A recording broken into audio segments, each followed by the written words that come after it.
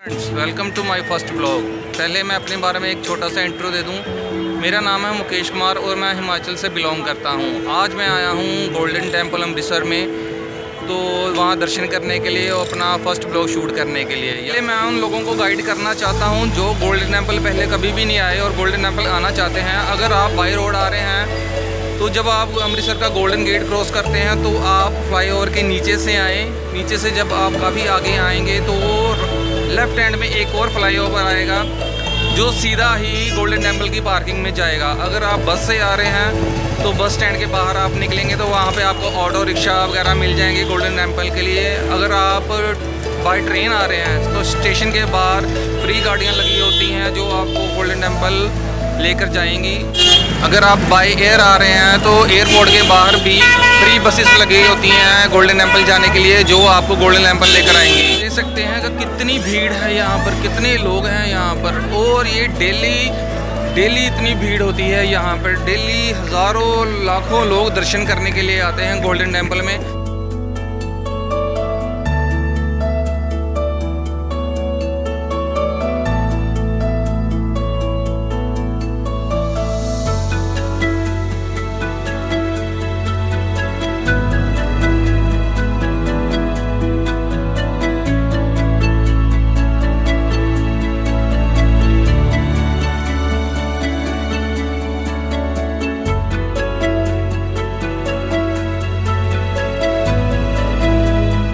Guys, इस time मैं खड़ा हूँ जलियांवाला बाग के सामने। तो पहले करेंगे हम दर्शन अंदर गोल्डन टेम्पल में, उसके बाद हम जाएंगे जलियांवाला बाग। अभी मैं बैठा हूँ सरदार जी के साथ। सरदार जी, अपना थोड़ा छोटा सा इंट्रो दीजिए। मेरा नाम है प्रमोद बेनीवाल, मैं राजस्थान से हूँ। गोल्डन टेम्पल घूमने आए हुए, बहुत अच्छी जगह है और मैं चाहूँगा आप हमारे भाई के चैनल को लाइक करें, कमेंट करें, शेयर करें। थैंक यू भाई को जो इतना सपोर्ट किया मेरे लिए। यहाँ पे मैं काफ़ी बार आ चुका हूँ गोल्डन टेम्पल में। अगर मुझे एक चीज़ मेरे को देखी है, जब हम गोल्डन टेम्पल में आते हैं ना तो हम बाहरी दुनिया से बिल्कुल कट जाते हैं। अंदर जाकर इतनी शांति मिलती है, मतलब कोई भी आपको प्रॉब्लम है, कोई भी टेंशन है, उस चीज़ को आप बिल्कुल ही भूल जाते हैं अंदर जाकर। मतलब इतनी शांति मिलती है अंदर जाकर। मैं कितनी बार यहाँ पर दर्शन करने के लिए आया हूँ, काफ़ी देर यहाँ पर बैठ कर जाता हूँ तो यहाँ से जाने का मन ही नहीं करता। इतना अच्छा लगता है यहाँ पर आकर। और यहाँ पर सेवा भावना देखने को बहुत मिलती है लोगों में और अच्छाई बहुत है। और सबसे बड़ी बात ये है, यहाँ पर खाना फ्री है, रहने का फ्री है, सब कुछ फ्री है।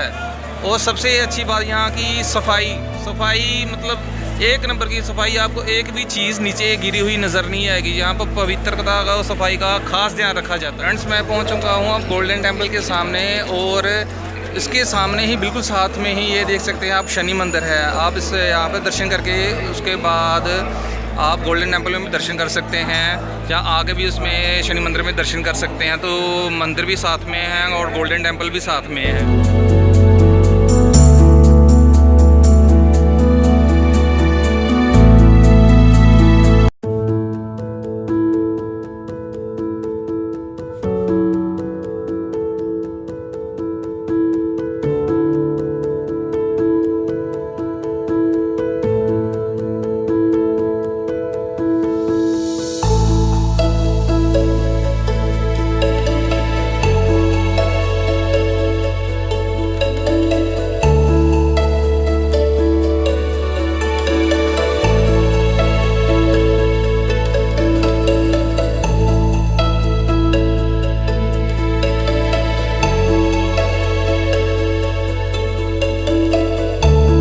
जब आप अपने जूते चप्पल वगैरह जमा करवाते हैं तो आपको एक टोकन दिया जाता है जिसको आपने संभाल कर रखना है कि जब आप वापस आते हैं तो वो टोकन दिखा के आप अपने जूते चप्पल वगैरह वहाँ से ले सकते हैं।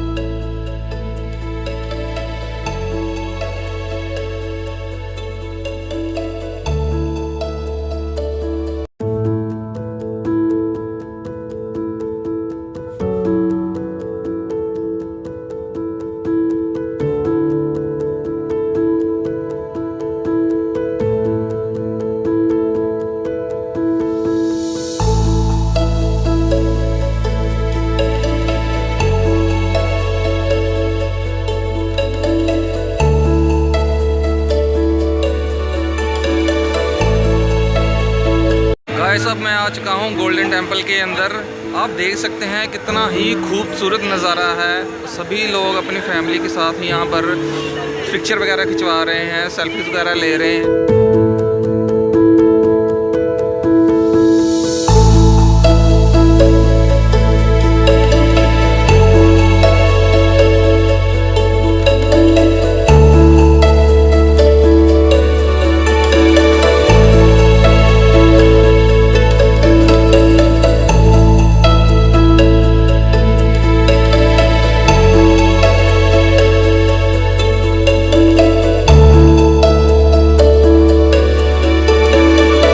जब आप गोल्डन टेम्पल के अंदर एंटर करते हैं तो आपको कुछ खास बातों का ध्यान रखना होगा, जैसे कि लेडीज़ हो, जेंट्स हो या कोई भी बच्चा हो, सबके सिर ढके होने चाहिए और लेडीज़ और जेंट्स एक दूसरे का हाथ पकड़कर साथ नहीं चल सकते। और सबसे ख़ास बात, आपके पास किसी भी तरह की कोई भी नशीली चीज़ नहीं होनी चाहिए। पकड़े जाने पर आपको भारी जुर्माना भी हो सकता है और आप अंदर किसी भी तरह की कोई भी चीज़ नीचे फेंक नहीं सकते, उस पर भी आपको जुर्माना होगा। इन चीज़ों का आपको ख़ास ध्यान रखना होगा।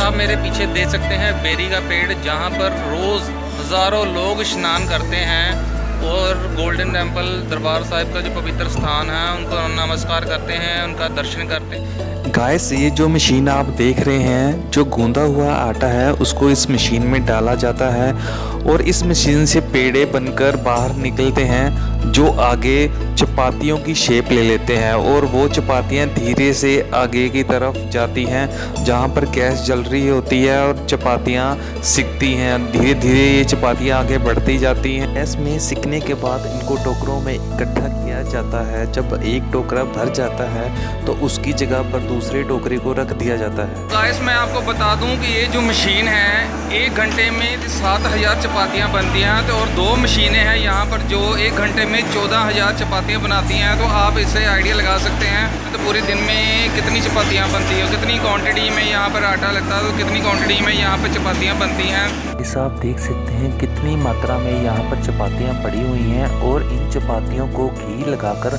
लंगर हाल में श्रद्धालुओं के लिए भेज दिया जाता है।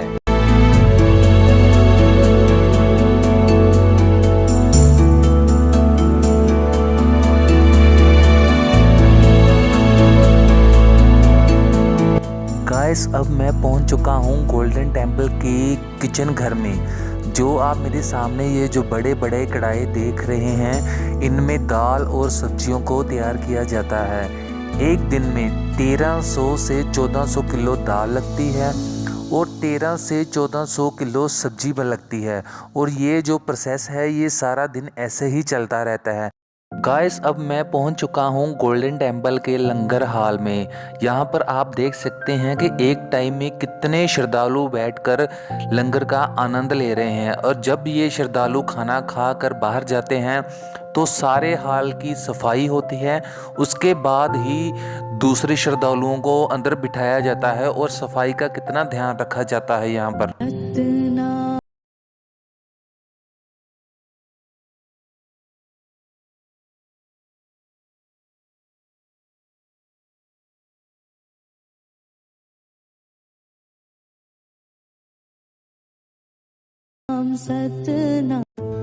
फ्रेंड्स, ये जो कढ़ाई आप देख रहे हैं, इस कढ़ाई में श्रद्धालुओं के लिए खीर बनाई जाती है और खीर के लिए डेली 13 से 14 किलो चावल और 14 से 15 लीटर दूध लगता है इसमें।